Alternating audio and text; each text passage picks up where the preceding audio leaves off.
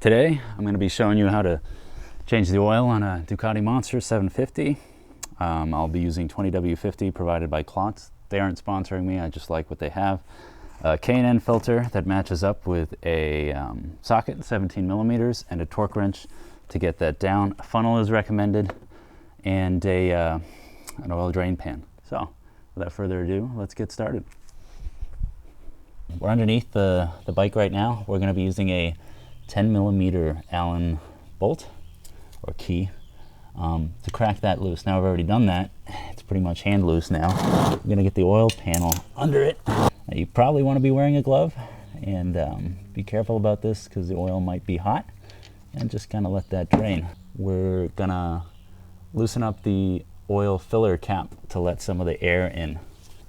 All right, now with the oil draining out of the drain plug, we're also going to, if your oil pan allows it, has enough room for it, and remove the oil filter. The K&N filters have a 17 millimeter socket adapter to them, which makes it really handy. Otherwise, you're just going to have to loosen this by hand or with a tool. Let that drop down and drain.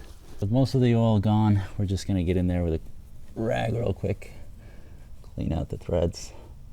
Make sure you install the drain plug with the new crush washer, and we're just going to hand start it.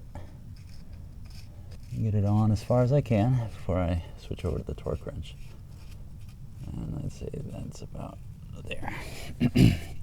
Now, with the torque wrench, get the 10 millimeter Allen key back on there. We're going to torque it down to 25 foot-pounds.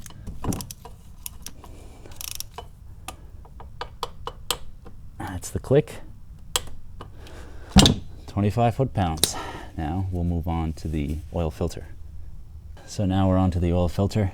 I am going to fill this up. I'll have to do that off video, and then we'll hand tighten it. The oil filter has oil in it now. We're gonna just hand tighten this. All right, now get our 17 millimeter socket with our torque wrench, and we're going to tighten that to, believe it or not, 11 foot-pounds. Otherwise, you will leak oil. All right, we're going to loosen the oil filler cap. Just place it in there. And we'll be filling it with 2.5 quarts of 20W50. So after the 2.5 quarts of oil, we want to make sure to run the bike for about a minute, then shut it off, stand it upright and on a level surface ideally.